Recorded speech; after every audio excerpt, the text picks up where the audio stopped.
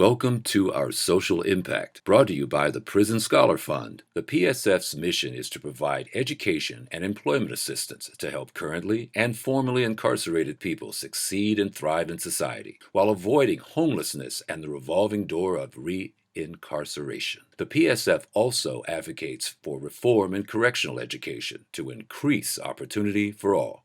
As a nonprofit, we rely on investments, volunteers, and are always looking for board members to champion our mission. Please connect with us through our website at prisonscholars.org, where you can find volunteer opportunities, make a contribution, and learn more about becoming a board member. You can also email us at info@prisonscholars.org and find us through most social media platforms at Prison Scholars. Become a patron by supporting us directly at Patreon with @PrisonScholars. We appreciate your review of this podcast through whatever platform you listen through. Without further ado, here's Dirk van Velzen, founder and CEO of the Prison Scholar Fund.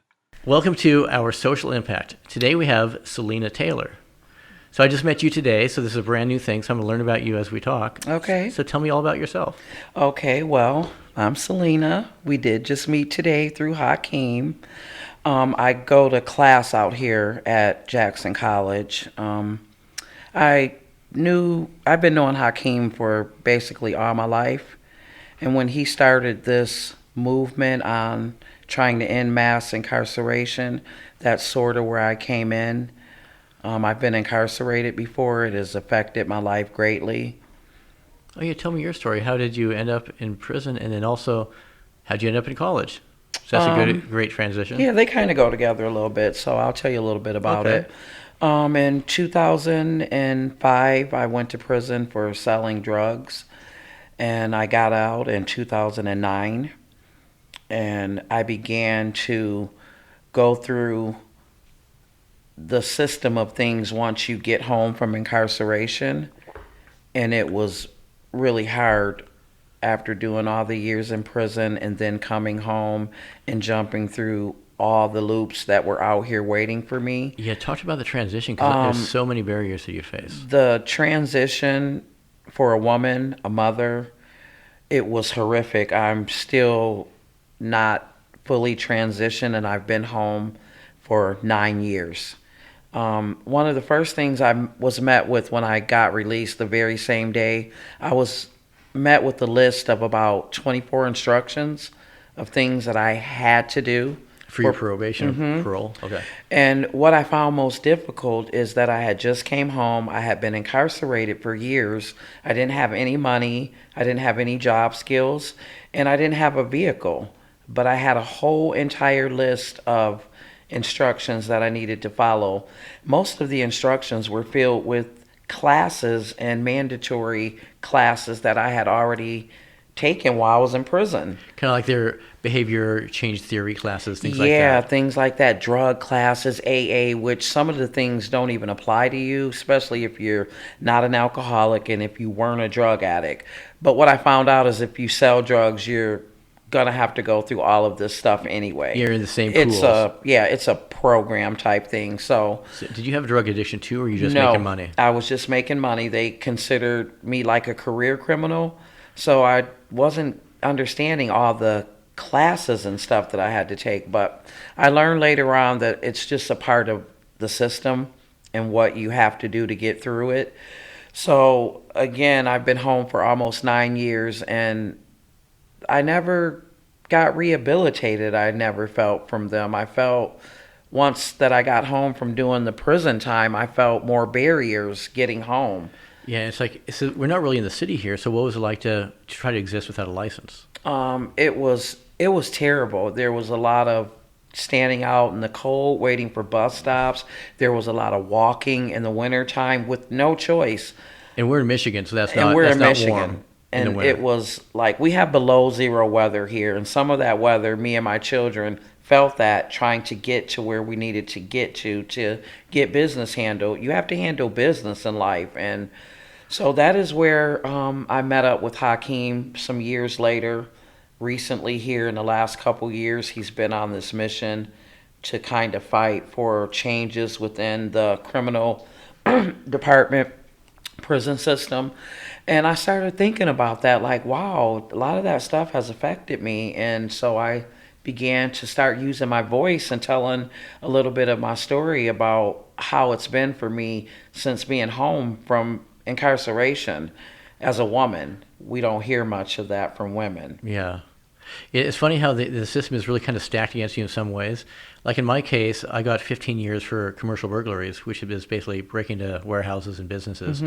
So that's clearly wrong. But right when I got sentenced, the prosecutor was kind of mad because I took a deal, and I think she wanted me to do more time. So she's looking at hoping I was going to do 25 years. So since she didn't get that, she says, okay, I'm going to invoke RCW, whatever it was, and says, because you use a vehicle in the commission of a crime, we're going to take your driver's license away for 3 years. So in her mind, after I do 15 years in prison, then I would not have a driver's license for 3 years as I'm trying to transition out and get a job. But the funny part about that was when I got sentenced is when the judge started that clock ticking. So from 2001 to 2004, I didn't have a driver's license. But I was also in prison at the time, so it didn't matter. Wow. But she intended for, in addition to all this time we're going to give you, we're also going to take your license and make it really hard for you to transition. So you do understand that it's a lot of barriers to coming home from incarceration, while from the inside you're all excited, thinking you're coming home. Woo-hoo. You got all this freedom coming, your family, and once you set your feet to the pavement of freedom, it is not like that at all. It's like you went from one prison to another prison, and only this prison just happens to be in the outside world. And that's the prison you're talking about. It has to do with was it parole you're under, or It's probation? parole. It's Okay. definitely parole. And even in the parole system, some of us get put right on the tether. You know, they have those tethers they put on your ankle. Oh, you got the ankle monitor. Oh, yeah, they put those right on you, too, along with your parole, and then they expect you to go out and get a job with a big refrigerator on your ankle. Yeah, and do they charge you too for the Yeah, and you monitoring? pay for that, and you get it on while you don't have money, while you're still unemployed. You still. So what do they charge you for the monitoring? It's like if you're not employed, they charge like $15 a week. That adds up really quick, depending on how long you have to be on it. Sometimes they put you on it for 6 months, so you know you can kind of do the math on that. Yeah, But they figure you're high risk, so we'll. when you're desperate to just be out here, you just find ways to pay it. Yeah. You know, you feel like I'm on tether and that's better than jail or prison, but really it's not, because what you're doing is you're accumulating debt that you already can't afford, Yeah, it's all just- from trying to just be free. So what's it like to try to get a job? Now you don't have a card, you got the tether, you're now you need to find a place to live and a job. This is why I'm here in the college now. I call it better late than never. I left the prison with only a GED. They know everything about you when you leave. They know if you're sick. They know everything when you leave these prisons, because they're responsible for you. So when I left the prison, of course I didn't have any money. I had a parole agent. She gave me all these lists of things to do. I couldn't find a job good enough to take care of myself and pay everything, let alone my probation fee. You know, parole isn't free. Yeah. The minute you get out, the day they hand you that paper, you have money obligations to whatever state you're in. You have monthly or weekly money obligations that you must pay them. So employment right away is required. Like, they want you to have a job ASAP. That's part of condition, yeah. But yet, once you get out into the world is not ready for you. The parole officers are ready to give out the employment rules, the class rules, and all this stuff, but the world and the systems are not designed nor prepared to help you as an ex-felon and as a prisoner that just got home. So if you could like wave your magic wand and make it the transition process better, what would you do? The first thing that needs to be done, honestly, is that when a judge sentenced you to, let's just say, for me, I got 4 years. So when my 4 years was up, I just wanted to be let out of that gate. What's all the extra? The classes, my money, the rules on me, the curfews. Now, I feel strongly that those things should apply to child sex offenders only. Even a murderer has murdered, done their time, and they need to transition in the world to freedom again. But a child sex offender needs to be watched, healed, monitored, and helped. A thief, a check writer, a drug dealer, all we need to do is transition into getting the proper help we need once doing the years of incarceration for our original crimes. Now, all that reoffending is an individual thing. We don't need to be kept up with as reoffenders, because what are the court buildings for? What are the police for? This, I've been in it, so I feel like it was another form of slavery for me. I still feel it today as 9 years of being home.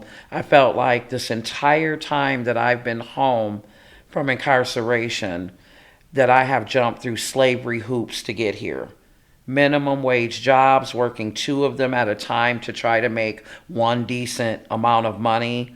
It never worked. When you have children and a family, you have criminal stuff on your record, and everywhere you go to try to get a good job, they hold you down because of that. We have to do something about that. I felt like, and I still feel like, I've been in prison after leaving prison. Yeah. And how long were you on parole for? I was on parole for 2.5 years. That was a long 2.5 years. Was that like a 2.5 years of? Did you get a good time, and that's where the 2.5 year window came from? No. What happens is when you get out of parole, when you get out of prison, I don't know who actually makes that choice for you, but they choose how long. Somebody decides. Yeah, someone decides how long you are going to be monitored in your own home, in your community. Someone decides that, and the time of it is never small. It always has to be over a year. So I did like 2.5 years. I did a successful parole, of course, because I was scared. I didn't want to get locked back up. But the way that the world is set up for us people that have felony backgrounds, I know if people spoke up and told the truth, a lot of us have reoffended from trying to get money. The minimum wage jobs, the under the table jobs have not been enough. And sometimes you do things and you reoffend. And that has happened to me within the 9 years of being home. I reoffended again, and thank God I didn't go back to prison, but that kind of made me get my life like all the way turned. And oh yeah. So what happened in that case? Were you working your 2 minimum wage jobs? Well, I was working a minimum wage job, and I wasn't getting enough money, and I ended up getting involved, taking someone to go stealing, and they got my license plate. So I got charged. My car got in a bunch of trouble. I got in a bunch of trouble for that, but I looked at it as a sober wake-up call lesson, because I didn't get sent back to prison, and that right there is what made me turn my life around. So that was a good or lucky happenstance. Like, why did they not reincarcerate you? What happened was, because of people like Hakeem out here pushing for different, they had some kind of program going on in the court that if you had a prior record and you reoffended again, I basically did this program, and the program kept me out of prison. Okay. It took a lot of my money. Of course, you have to pay. So my minimum wage job, I basically started working for the court again. Yeah. Because that's what happens when you get involved with the criminal system. So it sounds like you needed more money, so this time you picked up another minimum wage job. Mm-hmm. And so what was your transition, or what was your path to Jackson College? How I got here to college is because I started thinking about the GED that I left home from prison 9 years ago. And I thought, God, how come nobody ever told me to further educate since I've been home? No one ever So taught. Education wasn't strong in your family? No, not at all. Are you a first-time college student? I am. Congratulations. I am. And it was a decision that I made because of my family composition, how no one in my family went to college, how this was always a barrier. And how did you have that conversation with yourself? Or did somebody just ask you? My mom died this month 2 years ago. Sorry to hear that. And so when she died, I started realizing, oh my God, it goes just like that. Like, you're well one moment and you're down the next. and you can die. Yeah. I mean, that's how it's going to go for pretty much all of us if you don't get killed or murdered. But when I saw that happen to my mom, I decided, oh my God, I got to do something to change the composition of my family. Like, I need to break generational curses here. All of us have to do that when something is going on in our family over and over again. And for me, it was education and criminal. It goes together. If you're not educated, you're not in the running of the way that they have fixed the world. And so I kept thinking, if I don't do something to get better, I'm going to be the same and possibly go backwards. I want to move forward. So that is where college light bulb came over my head. Like, it's never too late. You know, Did you know Hakeem before this point? Oh yeah, Okay. I knew Hakeem before. You saw kind of what he was doing. And he was really proud of me too when I decided that I'm gonna go and get myself enrolled. Let's try this college thing. Yeah.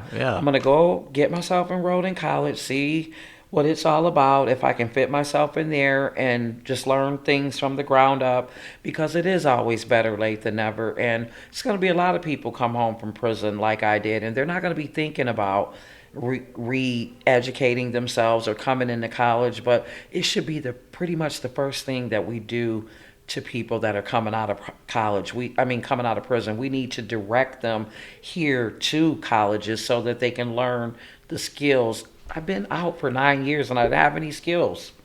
Yeah, so it sounds like your path here was through Hakeem in a way. What was your reception as a formerly incarcerated person at a college? And I know the college actually has a really great prison education program. I didn't come through their prison education program because they don't have that here quite for women as strongly as they do for men. But I know when I came here, my story was just out there. They knew about my story. And this college has encouraged me in so many ways that I have not dropped out, or I have not left and felt like this is not Very worthy supportive. of anything. So I have been here for over a year working on my degree. I have, over a year left to continue working, but... Oh, and what degree? I'm working on business degree. Nice. In business administration, yeah. I think we should all work on that, because when you have a felony background, coming in and getting your own business degree will be helpful for you later. Yeah, because you can start your own company. Or whatever you want to nobody's do. not going to buy. Nobody's not going to not buy your product because you're a felon. That's but right. They might not hire you.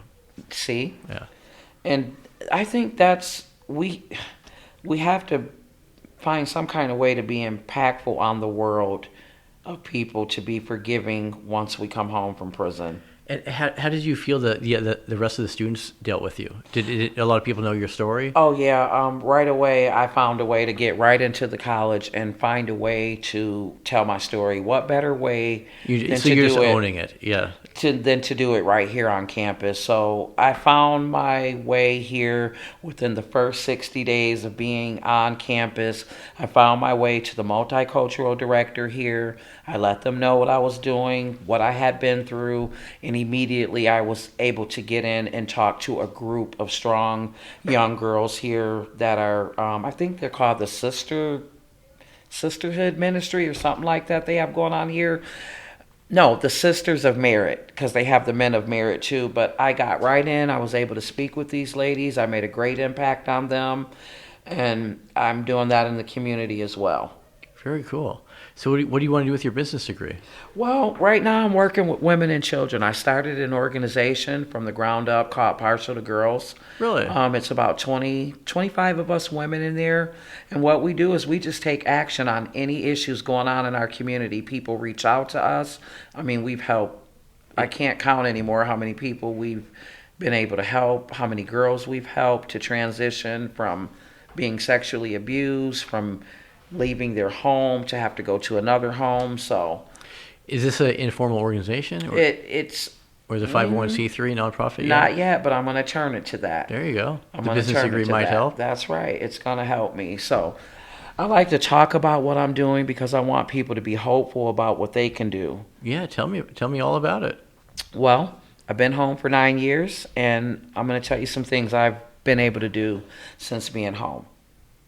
This year, I will be doing my third sock drive for children we do schools. Like, we are literally getting You get children socks. warm at school. I just won the Susan B. Anthony Leadership Award about 6 months ago in June. Congratulations. Is that through the state? Yeah. Nice. I Now, I don't know the history of Susan B. Anthony. Is she a Michigan person or Yeah, what? well, she did some really great things back in history as far as slavery and helping slaves. So me being associated with her name and winning an award, I feel really proud of that one there. Yeah. I'm also vice chair of Jackson Citizen Advisory Council. We have done a lot of major work in Jackson. We just had a huge summer fest that brought out over 400 people. We just put a huge art mural up on Martin Luther King Boulevard Street here in Jackson. We chose some people in the community who had done some great things that are no longer with us. We had them painted up on this beautiful mural. Hakeem was a part of that too. Really great work we did on that. I'm proud of that. I also am the founder of the Parcel to Girls group organization. And I just last night finished up a presentation that I put together for Hakeem's trauma series. I did the trauma in African American girls, and it was a really good presentation. I'm proud of myself. I think a lot of people, well, I know a lot of women got help from that because they contacted me Nice. and let me know. So you're pretty effectively shattering the image of what an ex-con is. I'm shattering it. Yeah. I'm shattering it not only as a woman, but I'm shattering it as a black woman. I'm shattering it just like you're shattering. I mean, you're here today, and I'm already encouraged by you saying what you were locked up for, and we're literally sitting here doing a podcast. Yeah, how crazy is And that? it isn't crazy. It's because we deserve to live again. Absolutely. It's just so simple. Like, we deserve to live again. Even sex offenders, murderers, we deserve to live again. Yeah, we definitely deserve to live again. You know, we completed our sentence. We should be able to shake that off, learn our lesson and move on. And move on. So what's your favorite program you're running? So you're doing so many things. Yeah, I'm doing so many things and I can't choose a favorite because I love them all, because all of them are bringing people forward. And how do you find time to go to school when you're doing 10 other things? Well, I'm going to tell you, my biggest motivation for energy is I remember the steel cement cell that I was in. I remember that flat mattress that was standard for all prisoners, cracked up, broken. The stainless steel toilet? I remember the cold stainless steel toilet, the cold winters with a lack of heat, like we were nothing, like we didn't need to be heated up properly. I remember being very hot. So it's all those things that drive me. I remember those things as a woman. I remember other women crying, getting bad news about their children in prison, where we are not allowed to just call when we feel like. You know how that goes if Yeah. you were there. So it's just a lot, and that keeps me energized. Nice. There'll be more and more younger women and men that are going to need people like me and you. They don't need the big systems. They need people like me and you to help them and show them the direction in which they can go, and that they can be free and stay free like you and I. So it sounds like you're really involved in kind of a lot of leadership and direct action programs. Yes. Are you in the advocacy campaign also with Hakeem? Well, I'm going to, like he said, he's going to try to get me there next year, but as of right now, I'm just advocating on using my own voice on my own time like I do.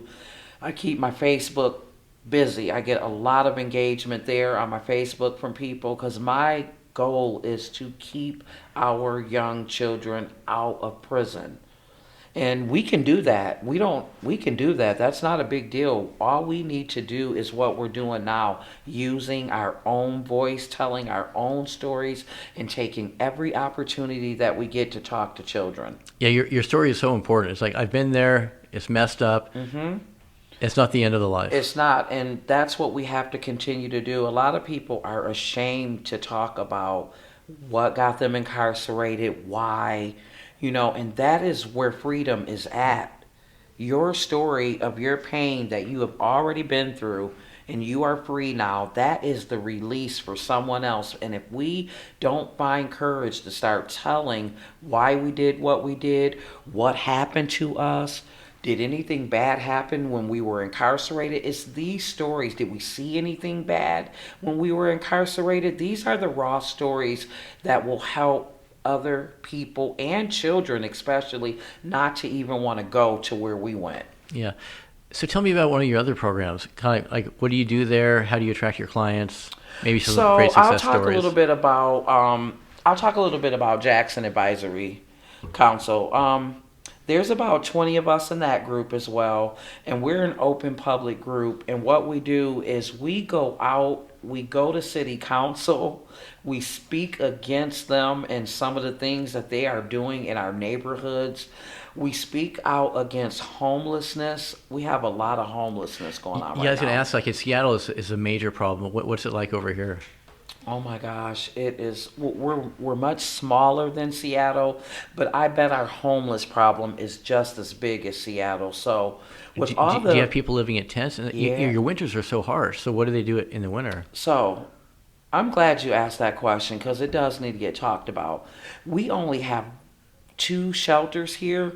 One of them is for women, and one of the shelters are like the main for the family, and it is very small. Like very small. It houses under 100 families, so that should show you how small it is.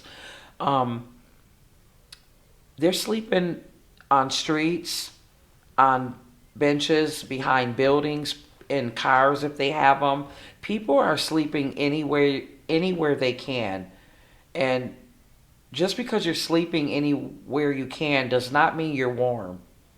Definitely not. Do you understand? It does not mean you're warm just because you're sleeping anywhere you can.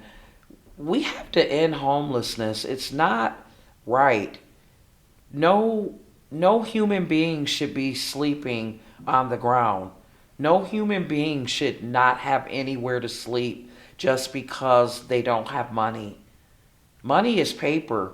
We need to find a way to end homelessness some kind of way. Somehow as a community come together. Some kind of way because, you and I are split between states, but yet we see the same stuff.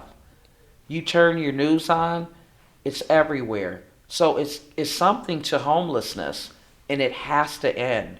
If we all know about it, and I'm telling you what it is, why people are not taking it serious. A lot of people haven't felt homelessness. I have, and many other Americans have. It is horrific to not have a home to lay in. If you had a home and you didn't have a bed, a couch, or chair, you would not care because you had a home. Yeah, that's true. But when you don't have a home, you don't have a house, a chair, a bed, you don't have shelter. Yeah, and a lot of people are just one paycheck away from being homeless. A lot of people, and they're scared. Yeah. People are working at their job right now afraid if they're going to lose their home next month, if they're going to lose their little apartment that they're renting. Some people don't have family support. These agencies are locking up and going home at 4 and 5, and people are out here hurting so bad. And this is what the buildings are supposed to be for. The systems are supposed to be for emergencies. We're not getting help because people are homeless. Yeah, it's terrible. It is terrible. So is this going to be your next project? I'm going to definitely...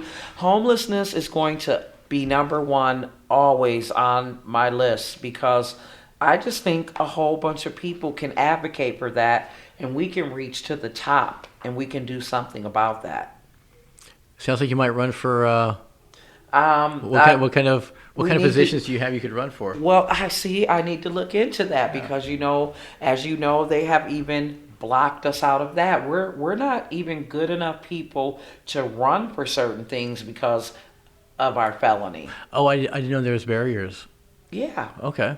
So you can vote. Like, when can you vote in Michigan? Is it after you're off probation or parole, or is it? I think it's after you're off probation or parole, and then there's no timing after that. You just need to be off. Like every state has different. Like some states, every state has different rules, and that sucks. We need rules, but we don't need so many when it comes to us. Yeah, you're still a citizen of America. I'm still a citizen, and I did my time. Yeah.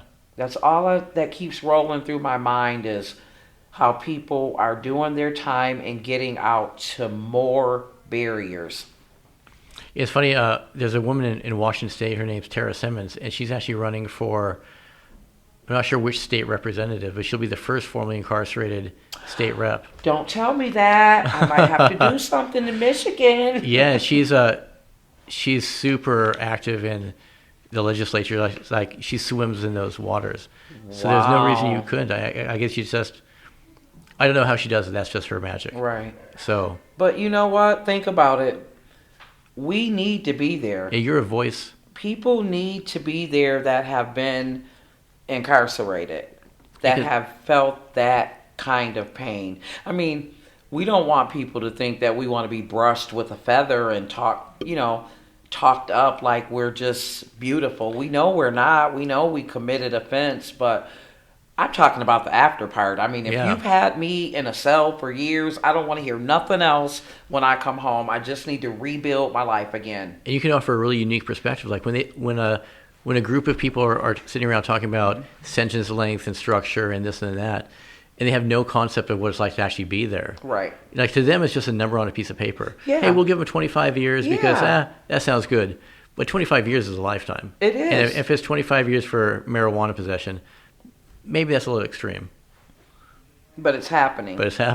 It's happening, and we're not doing anything about it. People are forgetting that we make the numbers of this world.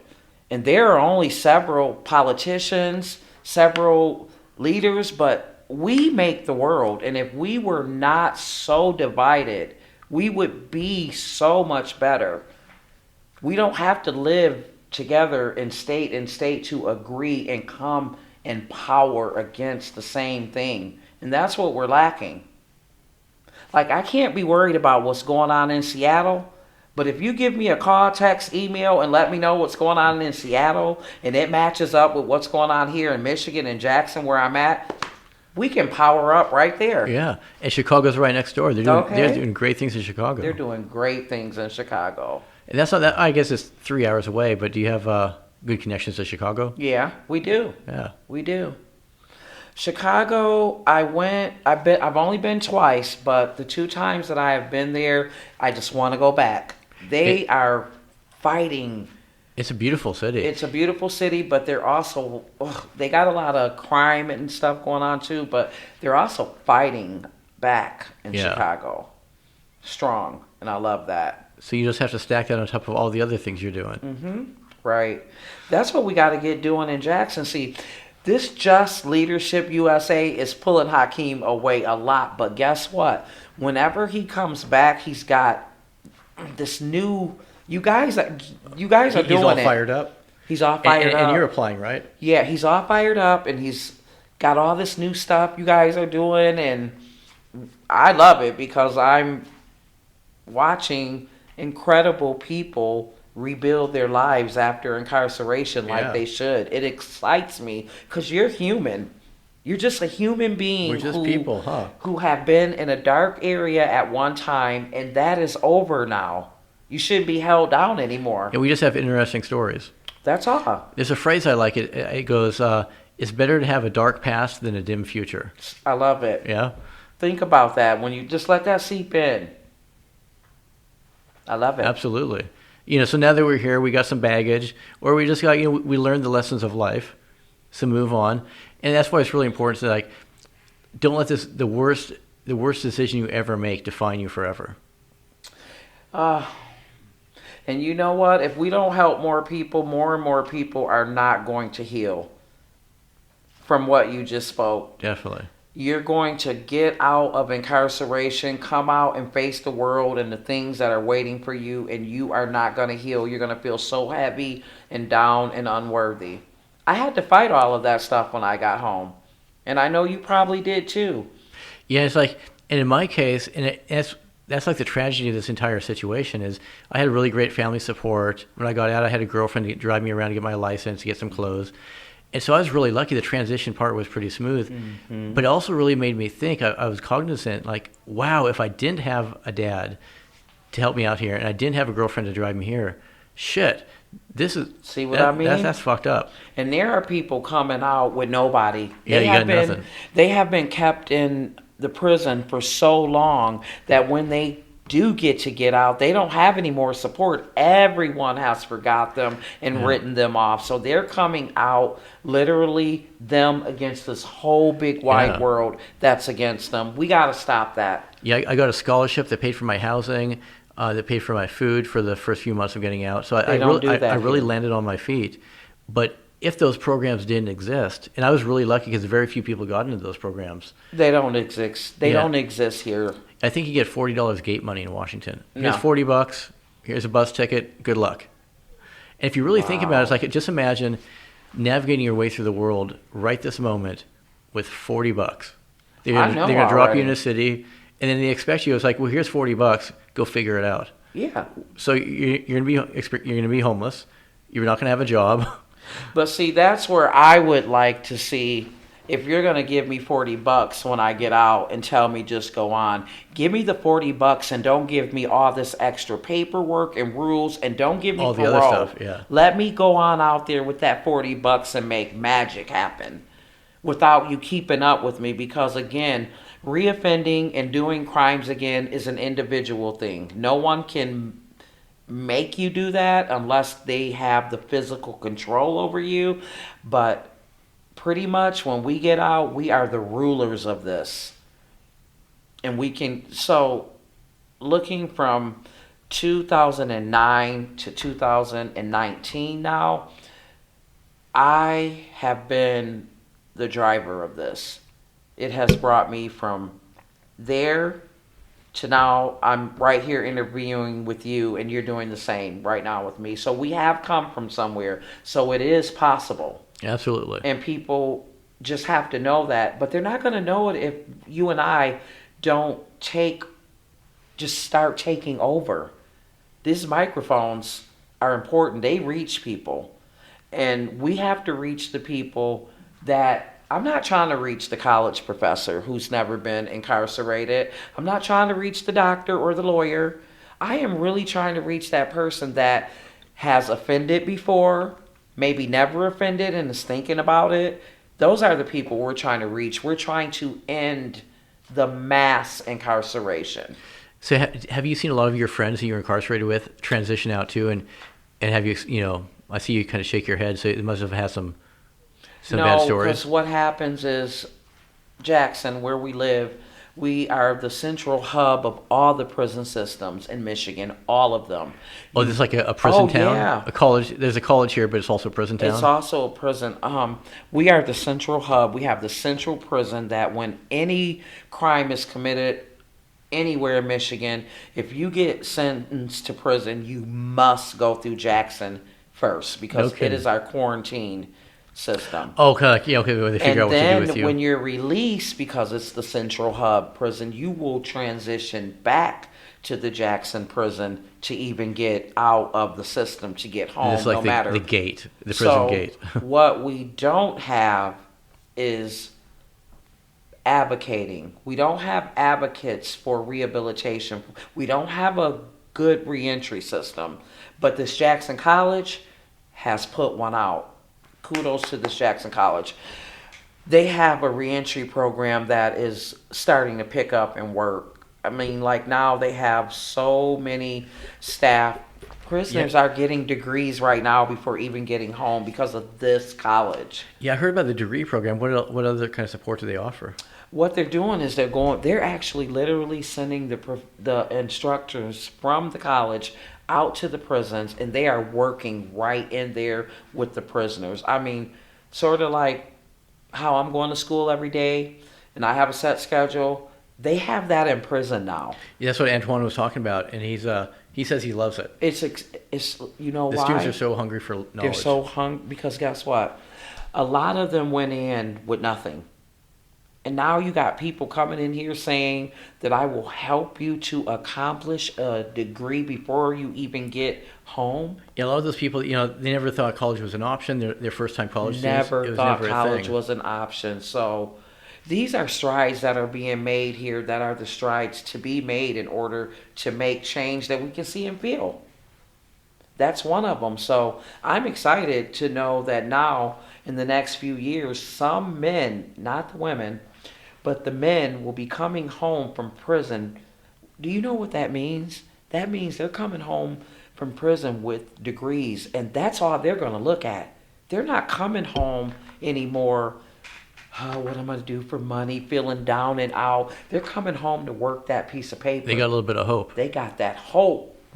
And what's the female incarceration rate in Michigan? Do you have a couple of female prisons? We have one prison, and it holds up to 2,000 women, and it stays at the capacity of 2,000 women. Okay. Yeah, so we just have one. Thank goodness. I don't want to see like a whole bunch of women's. If we start seeing that around the world, we all need to just cry. Yeah, I heard that the female incarceration rate was increasing, and I didn't know much data behind that. It's increasing because of drugs. A lot of drug offenses. And it's increasing because of trauma. So tell me all about this trauma series you're working on. Okay, the trauma series we're working on, Hakeem started it. It's a year-long series, and he picked several speakers for this. I was the speaker and the presenter for trauma in African American Black girls. I presented on that last night about. It was a really. I took it personal. It was a really impactful presentation where I presented trauma in Black girls. I talked about what it was like growing up in poverty. I talked about what it was like growing up watching my parents divorce. I talked about being sexually molested as a young girl. I talked about being incarcerated at a very young age because of all of that. All of that stuff equal to trauma. Now, is this you and Hakeem talking to a group, or how do you? Oh yeah. What he did is he's partnered up with our local library here in Jackson, and we have a whole entire room there that seats about 35 people. And this was the third series to come out, mine. Yeah, I was number 3. And each time we packed the room. So every month a different speaker comes out to speak on the trauma series under a different category. And then how do people find out about you? Hakeem, he just advertised this for the whole month. He does the marketing for it. Yeah, and then we all share it around and make sure that everybody knows about it, and everybody that needs to be in there gets in there. They've been very impactful. It sounds like you want to scale it. So how would you expand this program? We are going to expand this program. We're going to take this program from informing you about trauma, is what we're doing, and then we're going to turn around and we're going to show you how it is possible to heal from trauma.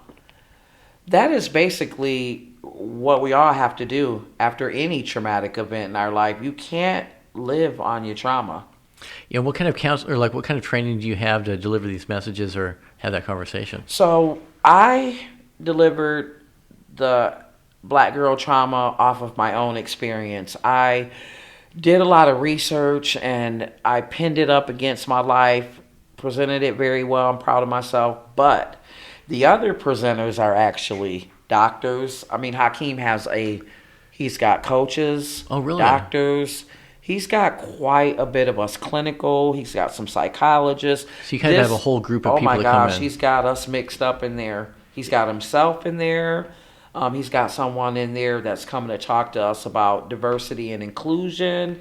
So this is like a panel discussion talking to the audience, or do you mix with the audience and do one-on-ones? We did it. We covered it all in one, believe it or not. Okay. The speaking part, we did the panel part, and then we did open questions. Okay. We did it all in one. And you know what? We taped this whole thing. All of them are taped. The library and Hakeem streams them live. Like, we have been getting thousands of viewers on these. Yeah, you got to share those with me, and I'll link them to this. Yeah, so last night Oh, and maybe for the audio people that can only hear us, can you direct them to a website or a YouTube channel? Yeah, Hakeem and the library hooked it up. They have it hooked up to where you can go right in under our library or under my page or Hakeem's, and you can see the full videos. Okay, and what's your page? Are you talking about I'm Facebook? just under Salena Taylor, and Hakeem's under just Hakeem, and you can find us easy on there. Okay. And I'm going to want to find you too. Are you on there? I am. Okay, yeah, we got to be friends. Absolutely. That's next. Well, super exciting. Yes, it is. So are you going to be coming back here to visit us, or was this just it? Well, I went to Chicago, and then Okay. I bebopped over here from Chicago. Oh, okay. But now that I got friends here, why not? Right, that's right. Yeah. My grandparents lived in Kalamazoo, and that's not so far away. So, And not only that, you know, you talk to Andre in here, and you talk to Hakeem. This is a interesting college. This is an interesting town. You should come back. yeah. I think I drove past the Turnpike for Hope College. How far away is Hope College? You're not even 35 minutes away from there. Okay. Pretty You're close. not. You're really close. So the funny story is a professor at Hope College that wrote a bunch of psychology textbooks. He's the first person. He was my pen pal from prison. Wow. And while I was incarcerated, he sent me $1,000 to start the PSF. So his name was David Myers. That just touched my heart. Yeah, it was just like, because I never wanted to ask him for money because I was incarcerated, but he knew I was trying to start this nonprofit. And so he just, like, out of the blue, sent me $1,000. I was like, good luck with that thing you're doing. Talk to me. Is this your nonprofit? Yeah, the Prison Scholar Fund. Oh my gosh. So this is what you do. This is what you love. Yeah. Oh, so yeah, you and I, so we just love talked. it. So we just talked about you, and like we. Yeah, we I really gotta. haven't We're met. done with Salena, and I gotta hear a little bit about you now. Yeah. So long story short, I was incarcerated for about 15 years. In my case, my dad had a checkbook, so I was able to go to school. And while I was going to school, I discovered a lot of people would do the same thing because they saw me studying, they saw the changes happening to me, but they didn't have a dad with a checkbook. The Pell Grant was taken away from prisoners in '94, so you're just out of luck. So I tried to start the Prison Scholar Fund from prison. And I just struggled for years trying to do this until David Myers stepped in, and he's like, "Hey, here's $1,000." That gave us enough money to get our 501c3 status, a little bit of money to write grants, and we had postage money. And then Wow. from prison, we raised about $60,000, helped 110 people. Then I got out in 2015. My rebirthday was May 7th. So that was pretty cool. That's really cool. So I was able to get 2 degrees from Penn State before I got out. Wow. Then when I got out, I went through the University of Washington's nonprofit management program, and then I got into a social entrepreneurship program at Stanford, which is, if you can imagine, after 15 years, you find yourself at Stanford. That's pretty impressive. That's pretty amazing. And the only reason all of that happened was because I had the opportunity to go to school. You know, Wow. of course I busted my ass, but the point was, if that program wasn't there or that opportunity wasn't there, I'd just be watching TV and playing pinochle. That's awesome. That is so encouraging. So yeah, we're trying to do more of that. You know, share the story. Share. That's why I want to share your story, because we're doing cool things. You're doing some amazing things, and let's all talk about it. That's right. So where are you going to go after this? Back to Chicago. I'm going to interview a couple other people. For real? Yeah, and then fly So back do to you Seattle. find them, or do they know about you? Do you find these people? I just kind of find them. Yeah. And then you get their stories. You know, Yeah. these stories are valuable. Yeah. They're real. Yeah, we're a storytelling culture. That's Yeah. right. All Our right. stories are real, unique, and amazing, and people have counted us out for far too long. So I love all of this. I really, really appreciate what you're doing. I think that what you're doing is a part of the healing. A lot of people are intimidated by this stuff, and this is what they shouldn't be intimidated by. This is how to kick your intimidation's butt, is doing this, what you're doing.